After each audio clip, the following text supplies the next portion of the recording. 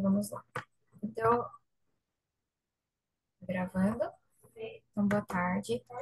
Meu nome é Amanda, sou residente aqui no primeiro ano da radiologia e hoje nós vamos falar sobre a avaliação por imagem de condições não obstétricas na gestação, o que todo radiologista deve saber a respeito desse assunto.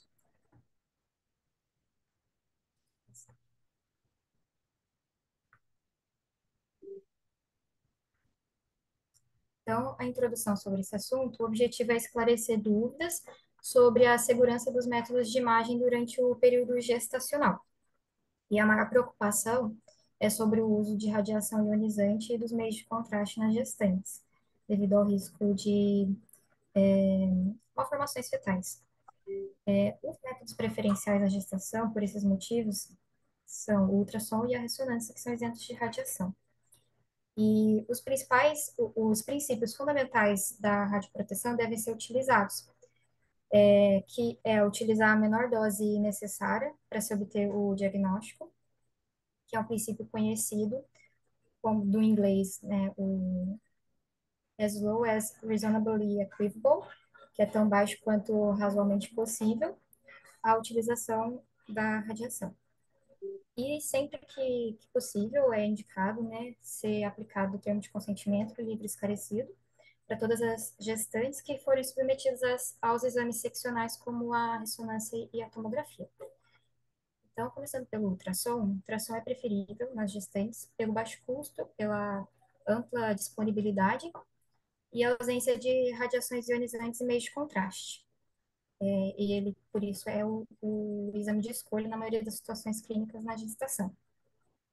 Não há relatos de efeitos biológicos embrionários ou fetais relacionados ao ultrassom, só que a desvantagem do ultrassom é ele ser operador dependente, ter reduzida acurácia em algumas situações, e baixa resolução e menor penetração no abdômen gravídico.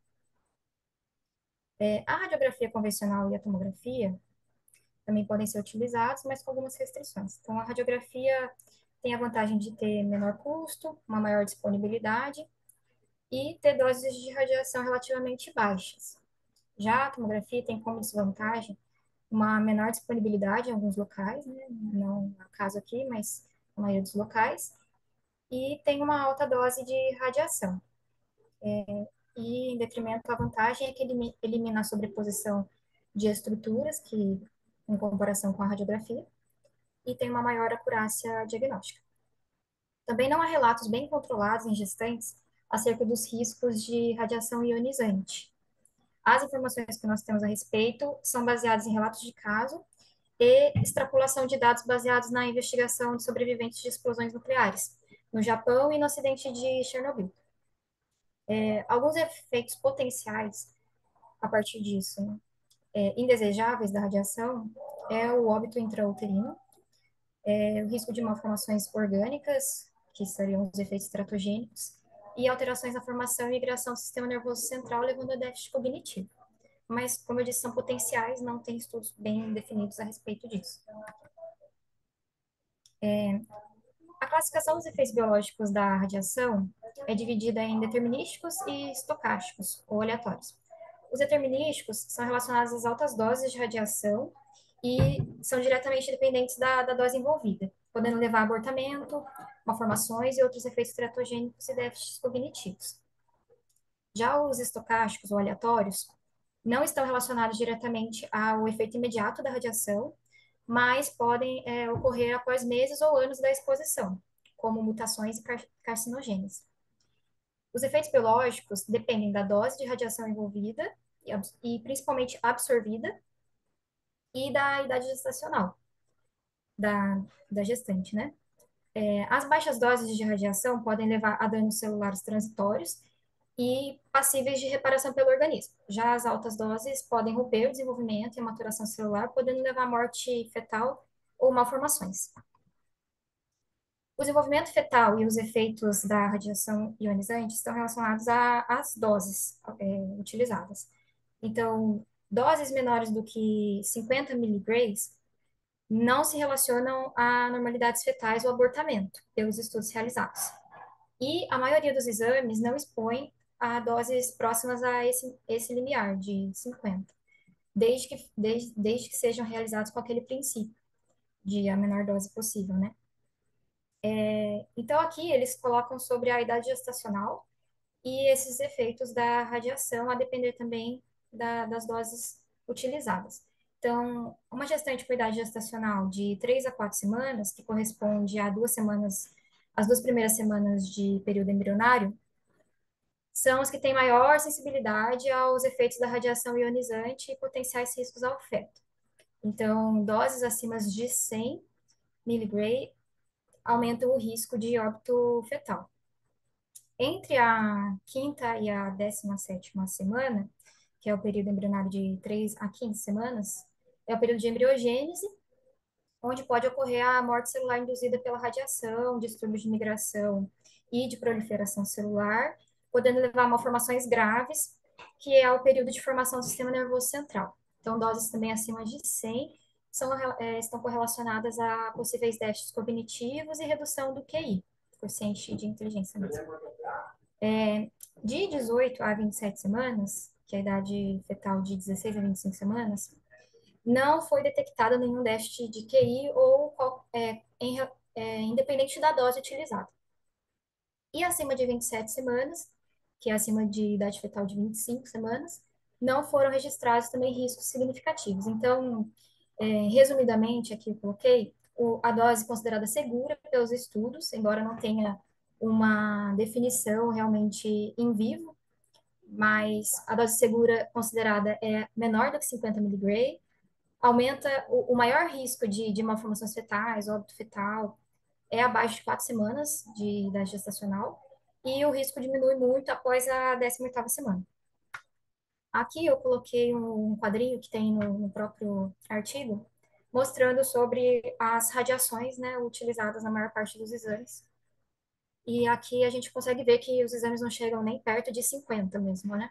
Aqui em cima eu coloquei sobre o que é o milligray, né?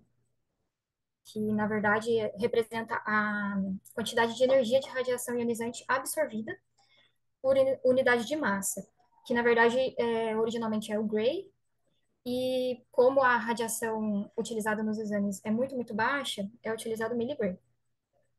Então, aqui a gente consegue ver que a radiografia convencional da coluna cervical utiliza menos do que 0,003 miligray, a coluna lombar também 1. Então, assim, a gente vê que todos utilizam uma baixa dose, até mesmo a tomografia, que é a maior aqui, que utiliza 34, né?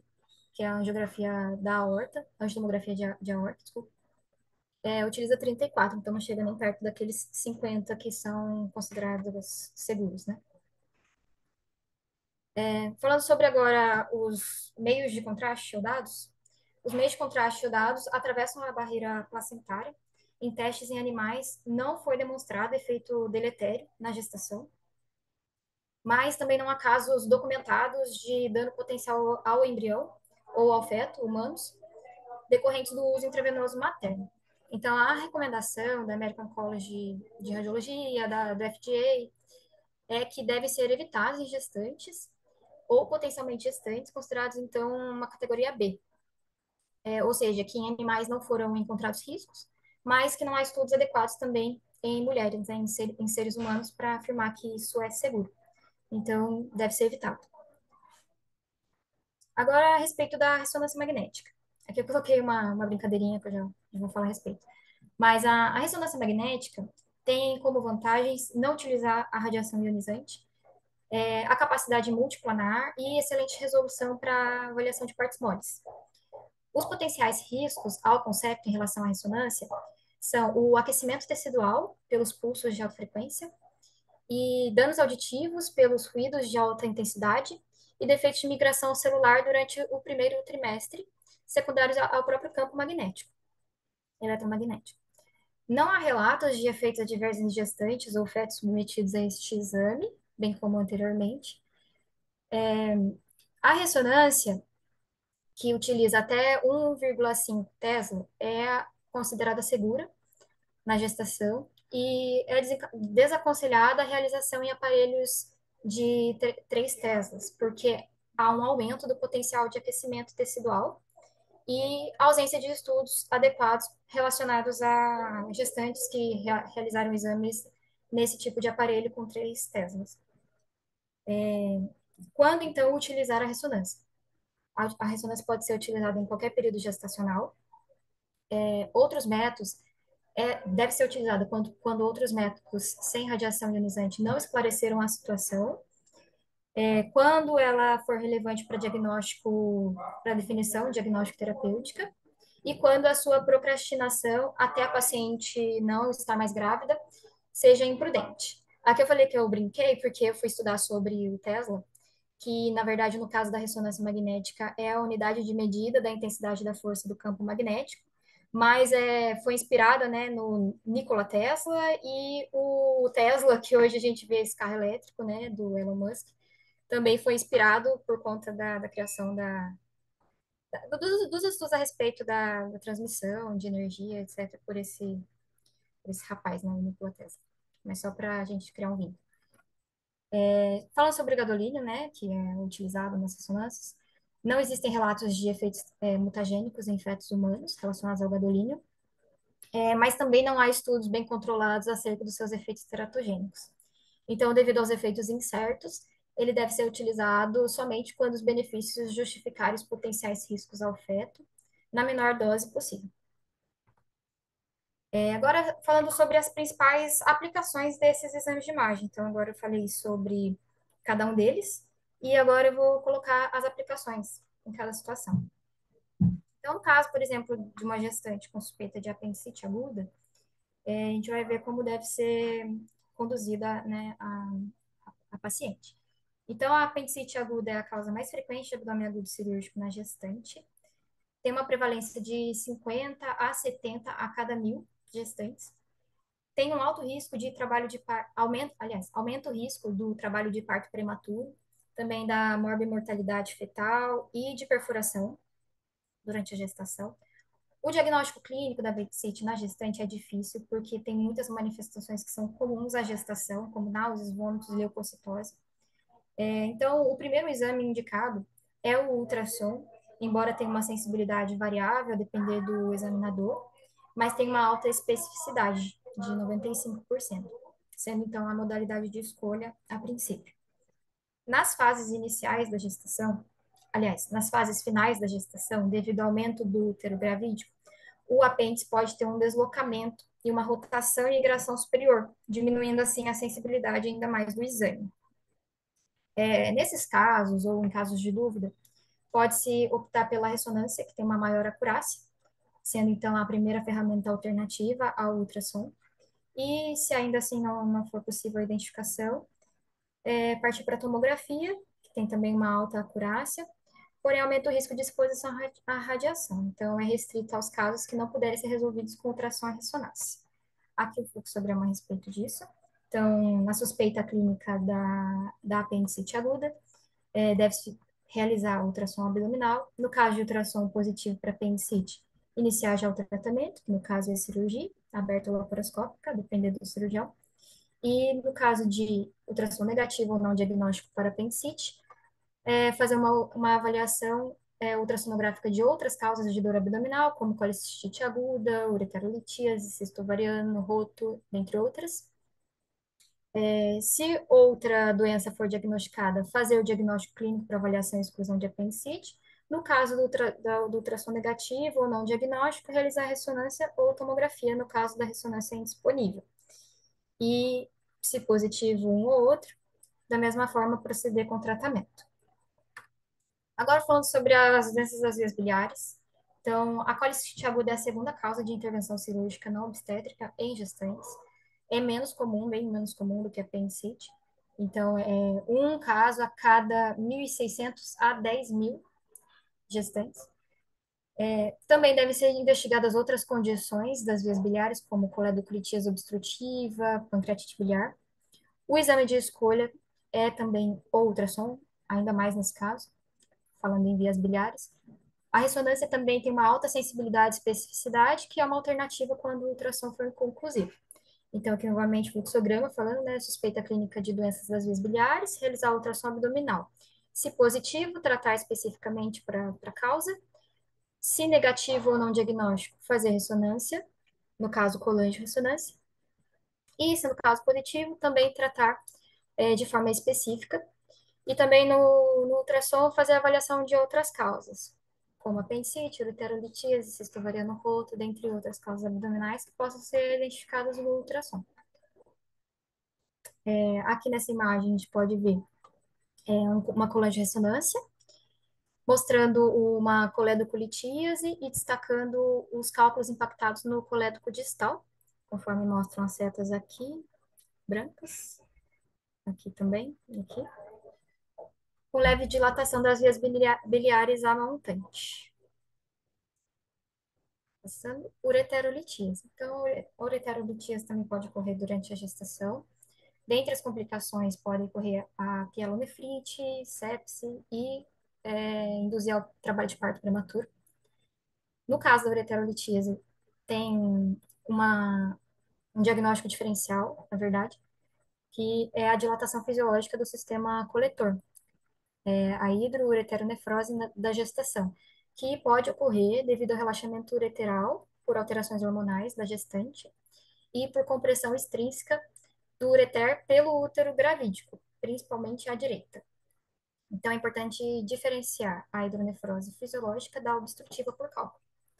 No ultrassom, embora não seja um exame bom, com uma alta sensibilidade para a identificação de cálculos ureterais, ele ainda é o primeiro exame a ser utilizado nesses casos, por ter um bom custo-benefício, poder avaliar a hidroureteronefrose e pela possibilidade de diagnóstico da ureterolitíase sem uso de radiação, embora tenha baixa sensibilidade. A ressonância é a primeira alternativa ao ultrassom, se o ultrassom for inconclusivo. A ressonância tem uma alta acurácia para detecção de dilatação do sistema coletor e do sítio da obstrução pelo cálculo. Embora não torne muitas vezes o cálculo visível, ele mostra achados indiretos que diferenciam a dilatação fisiológica da obstrutiva. As dilatações obstrutivas, aqui não saiu a seta, mas levam ao aumento das dimensões renais, a aumento de fluido perirenal e a alteração abrupta do calibre ureteral, acima ou abaixo do útero. Então, isso nos permite diferenciar quando tem um cálculo ou quando não tem o cálculo. Vai ter uma imagem, eu vou mostrar melhor. A tomografia é o método definitivo, se permanecer ainda a dúvida, depois desses dois exames. E eles falam no artigo sobre os protocolos usuais de tomografia, que geralmente são utilizados aproximadamente 25 mg. Mas nos casos de gestantes, é aconselhado utilizar uma dose mais baixa, de 11,7. Então, são os protocolos de baixa dose. E outros diagnósticos diferenciais também que podem ser avaliados, como a pielonefrite aguda. Então, aqui também um fluxograma. Na suspeita clínica da ureterolitíase, utilizar a ultrassom abdominal. No caso positivo, fazer o tratamento. No caso negativo ou não diagnóstico para ureterolitíase, optar pela ressonância. Se não disponível, a tomografia com protocolo de baixa dose. E, se positivos, também tratamento específico. E aqui, novamente, avaliar outras causas de dor abdominal através do ultrassom. Nesse caso aqui, demonstra uma TC utilizando meio de contraste nos planos axial, sagital e coronal oblíquos, mostrando a paciente com hidroureteronefrose fisiológica da gestação. Nesse caso, nota-se leve dilatação pielocalicial bilateral e compressão extrínseca do ureter esquerdo pelo útero gravídico, conforme as setas apontam aqui. Aqui e, no caso, aqui, fazendo a compressão.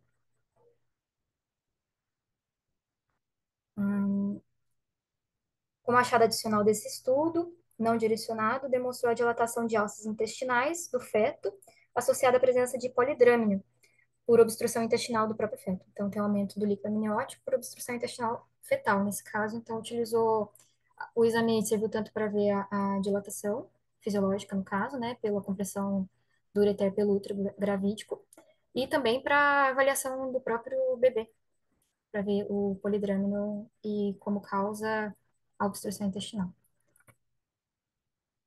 Aqui também.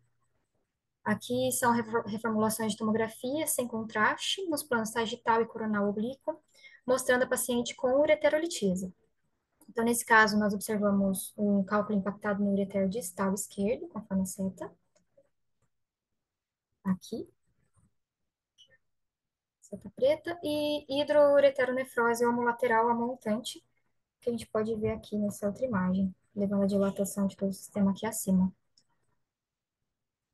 Alguma coisa? Bastante a sua descrição. A avaliação agora da dispneia na gestante. Então, a maior preocupação na gestação é o tromboembolismo pulmonar, além de outras causas de dispneia, mas essa foi um destaque desse artigo também. Então, por que acontece a TEP na gestante? Ela tem uma maior estase venosa, uma maior hipercoagulabilidade, levando à ocorrência de TVP 5 vezes mais do que em mulheres não, na fase, né, não gestantes, podendo então levar ao tromboembolismo pulmonar.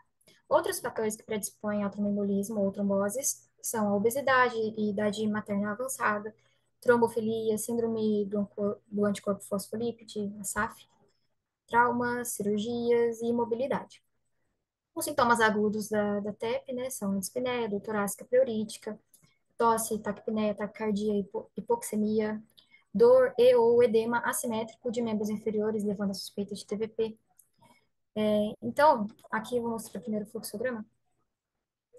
Na suspeita de TEP, deve-se realizar o ultrassom Doppler de membros inferiores, supondo-se que o êmbolo tenha vindo dos membros inferiores, o que é o mais comum. Nesse caso, se o Doppler for positivo para TVP, deve-se já tratar como TEP, associando a dispneia ao exame dos membros inferiores. No caso de Doppler indeterminado ou não diagnóstico para TVP, realizar um desses dois exames, ou a angiotomografia de tórax ou a cintilografia pulmonar ventilação-perfusão, se o paciente for alérgico a contraste iodado. Então, aqui eles deixaram até um asterisco, né? Se a angiotomografia for considerada tecnicamente inadequada, deve-se utilizar ultrassom Doppler de membros inferiores ou nova angiotomografia. E se a cintilografia não for diagnóstica, ainda assim deve-se utilizar a angiotomografia. Ou seja, a angiotomografia, no caso, é melhor para ver, né? Se a cintilografia não for o suficiente. A cintilografia é melhor no caso da gestante por diminuir a exposição materna à radiação. No entanto, a angiotomografia pode identificar melhor o tromboembolismo pulmonar, além de outros diagnósticos alternativos. Outros casos de dispneia na gestante, o edema pulmonar, podendo ser cardiogênico ou não cardiogênico. O não cardiogênico tem alguns fatores predisponentes, como o uso de tocolíticos, para evitar, né, uma gestação, um parto prematuro, a pré-eclâmpsia ou eclâmpsia grave, e administração iatrogênica de fluidos em grande quantidade na gestante, encharcou a gestante. O diagnóstico geralmente é realizado pela anamnese e exame físico, podendo o raio-x de tórax mostrar alguns sinais de congestão venosa pulmonar, como consolidações, opacidades centrais em asas de borboleta, ou espessamento septal interlobular, que são as linhas B de Kelly. No caso, eu coloquei aqui uma demonstração, que com essas linhas horizontais demonstram a congestão pulmonar. A tomografia não é necessária na maior parte dos casos, porque com a clínica e um raio-x de tórax simples, pode-se já dar o diagnóstico da paciente e tratamento. Outras causas de dispneia são a pneumonia adquirida na comunidade. No caso, a clínica a gente já sabe muito bem, né? Tosse produtiva, febre, etc. E achados radiográficos, como acometimento focal ou multifocal do espaço aéreo, como consolidações, opacidades com atenuação em vidro fosco, associado a uma história clínica compatível e comprovação, muitas vezes bacteriológica, nem sempre necessária. Um raio-x de tórax é o exame de escolha para auxiliar no diagnóstico. No caso de crises de asma e embolia de fluido amniótico, deve-se realizar o diagnóstico clínico. Agora falando sobre politrauma. Gestantes que chegam ao pronto-socorro após politrauma têm como principais causas acidentes automobilísticos, né, automotivos, e violência doméstica. No caso, temos sempre que priorizar a sobrevivência da gestante, da mulher. Então, não se deve postergar os exames, mesmo que utilizem radiação. O ultrassom abdominal é muitas vezes utilizado para ver conteúdo hemático na cavidade abdominal. E a ressonância magnética em casos de lesões neurológicas, para avaliação neurológica. Então, aqui o fluxograma também. Avaliação da gestante politraumatizada. A princípio, estabilizar, né, a gestante. A avaliação mínima sugerida é raio-x de tórax e de coluna cervical em perfil e ultrassom abdominal para avaliação da cavidade e ver se tem algum líquido e também do feto. Incluir exames adicionais de acordo com o quadro clínico e mecanismo de trauma, como TC de crânio, ressonância da coluna, angiotomografia, dentre outros. Isso vai ser particular a depender do caso da paciente do trauma. Outras queixas neurológicas que a paciente possa ter não relacionadas ao trauma, como cefaleia, suspeita de trombose venosa central, pré-eclâmpsia, HSA, né, hemorragia subaracnoide, síndrome da encefalopatia posterior reversível e doenças hipofisárias, enfim, qualquer quadro que leve à suspeita clínica de um foco neurológico, a ressonância é preferível para a investigação. A tomografia, por não incluir, nesse caso, o feto não está no campo de obtenção da imagem, por ser crânio, expõe menos as doses de radiação. Então, ela é considerada, a tomografia nesses casos de crânio, é considerada relativamente segura, na maior parte dos casos, desde que respeitados aqueles princípios de radioproteção e que não sejam realizadas múltiplas aquisições consecutivas. A gestante, então, aqui, resumindo, com queixas neurológicas, acho que vai acabar o tempo, estou acabando, deve realizar ressonância ou tomografia caso a ressonância seja indisponível. E doenças crônicas e oncológicas, como pneumopatias intersticiais, doenças cardíacas, reumatológicas ou oncológicas, os exames devem ser protelados após a gestação, porque são doenças crônicas e podem esperar um pouco. E no caso de agudização, priorizar ultrassom e ressonância, que é exatamente o que está falando aqui. Postergar quando possível, e no caso de agudização, não tem como postergar, preferir os exames que não têm radiação. Aqui, então, esse daqui depois eu vou perguntar para o doutor Nassif, que foi um caso que eu não entendi muito bem. Mas é uma tomografia, é de uma doença crônica, né, nesse caso.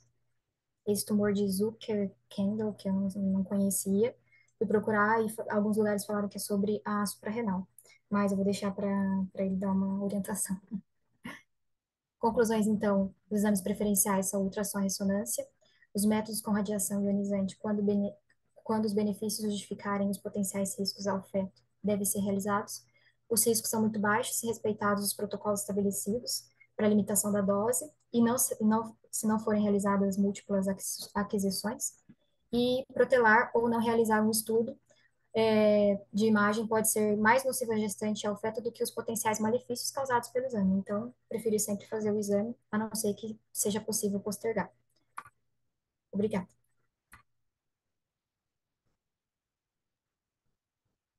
Bom, gente, vou aproveitar que a gente tem 8 minutos ali.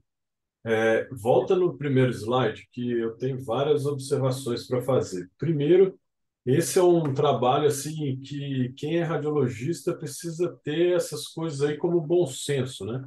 Porque todos os dias alguém da enfermagem, auxiliar de enfermagem, marcação de exame ou até médicos vão conversar sobre esse tipo de situação conosco, né? Eu até marquei ali no nosso grupo. Eu vou ensinar para vocês como a gente calcula a dose de radiação de um aparelho de raio-x, de um aparelho de tomografia, para vocês terem ideia, né? Os nossos protocolos no serviço, principalmente esses exames de tomografia de tórax, abdômen e pélvico, que a gente faz de forma rotineira, hoje eles não passam de 6 millisieverts, tá? Existe uma diferença do que é um milligray e um millisievert. Geralmente o milligray é para quem está fazendo radioterapia. Então, os resultados já saem até nisso. Por quê? Tem a ver com a dose realmente recebida, né? Então, você tem que calcular, são altas doses, e isso interfere muito no tratamento das pessoas, porque tem lesões causadas instantaneamente, né, por causa da radiação, e no nosso caso, isso não acontece, tá? Ainda mais com os aparelhos hoje em dia. Isso tudo já está muito bem protocolado, né? Então, nós temos doses cada vez mais baixas. Hoje, para vocês terem uma ideia, uma angiotomo de coronária, a gente consegue fazer com 2 milisievert, uma tomografia de tórax, às vezes submilisievert, né? Menos de um, e isso está muito próximo, às vezes, até de um raio-x, tá? Para alguns aparelhos. Não é o caso do nosso aparelho. É, passa aí um pouquinho esses slides, que mais um, mais um, mais um. Isso aqui, ó, não volta. Isso daqui é fundamental. Vocês peguem isso, estudem isso. Tem uma apostila de física do Colégio Brasileiro de Radiologia que é fundamental vocês estudarem, tá? Então, quais são os efeitos determinísticos e os efeitos estocásticos, tá? Então, geralmente, em relação à tomografia, nós vamos estar falando de efeitos estocásticos, que são depois de terem feito várias tomografias, principalmente em neonato, com lesão congênita, né, cardiovascular, que precisa fazer vários exames. E mesmo assim, é muito raro a gente conseguir demonstrar alguma alteração relacionada à radiação, tá? Vocês vão ter acesso em algum momento aí aos dosímetros, né? Que nós recebemos relatórios de dose de radiação. Então, vocês muitas vezes não estão direto dentro da sala de exames, né? Mas para quem fica dentro de sala de exame, é fundamental ter isso para a gente poder compreender essas situações. Então, não deixem de estudar isso daqui, tá? Passo próximo. Isso daqui, fundamental, tá? Só que, olha só, dose segura, menos de 50 miligray no ano, tá? O problema é que nós, aqui, sob a Terra, né, nós temos dose de ação no nosso corpo, tá? Hoje em dia tem vários componentes aí que possuem radiação. Então, a gente ter certeza do que é a dose total recebida por nós é muito difícil. Existem regiões do planeta que a Terra em si tem maior dose de radiação do que em outros lugares, tá? E uma coisa aqui que eu acho que durante muito tempo a radiação virou um grande problema assim na medicina. Hoje em dia eu já percebo que se fala um pouco menos. Por quê? Quando virou os aparelhos para esses aparelhos mais modernos, não se preocupou inicialmente com a dose de radiação e só com a melhoria da qualidade de imagem, de fazê-la mais rápido, adquirir ela de uma forma diagnóstica melhor. Então, entrou uma série de publicações, uma série de trabalhos e que fez que, sei lá, nos últimos 15 anos, os aparelhos mais modernos hoje têm doses de radiação muito baixas, tá? Então, hoje em dia, só para vocês terem ideia, eu fiz angiotomo de coronária em aparelhos que faziam com 25 milisievert, um exame. Se ficasse errado, a gente tinha que repetir. Então, num exame, a gente atingia a dose máxima, por exemplo. Só que tudo depende de risco-benefício, né? Para que você está fazendo aquilo ali? Uma dissecção de aorta, por exemplo. Você não vai ficar pensando na dose de radiação, né? Você vai pensar em salvar a vida ali, né? E isso entra muito no contexto da gestação também. Então, muitas vezes, esse bom senso entre o que vai ser feito ou não é fundamental. Tendo acesso à ressonância, ultrassom bom, tendo janela com ultrassom, a gente consegue resolver grande maioria das coisas. Mas, por outro lado, às vezes a gente demora em fazer aquele diagnóstico, onde uma tomografia rapidamente faria aquele diagnóstico. Então, eu achei esse trabalho excelente. Eu queria que depois vocês, se tiverem dúvidas, coloquem lá no grupo e a gente discute lá. Mas isso aqui é uma coisa que eu acho que todo radiologista tem que saber e tem que estar na cabeça, porque vai ser colocado no dia a dia esse tipo de situação. Nós temos no hospital protocolo de qualidade que fala sobre isso, tá? Eu vou ver se eu consigo o texto para mandar para vocês, porque tem algumas coisinhas que são nossas, né? Mas tem total relação com esse tipo de situação. Bom, acho que é isso daí. Parabéns, Amanda. É isso aí. Depois vocês escrevam lá. Sobre a sua dúvida, né? O Zucker Candle é um órgão, é um varoseptor. A gente tem vários, né? Perto dos vasos, carótida tem bastante, no mediastino, e adjacente à aorta, fica no retroperitônio, e geralmente os tumores são paragangliomas, tá? Você vai ver muito disso aí na radiologia. Tumores neuroendócrinos, e paragangliomas, e a gente faz o diagnóstico diferencial. Então, não tem relação com adrenal, tá? Zucker Kandel foi um cientista que descreveu várias coisas, né? Como a gente tem outros, né? Mas, no caso ali, era um tumor dessa célula que fica intercavo aórtica, geralmente na metade da aorta ali.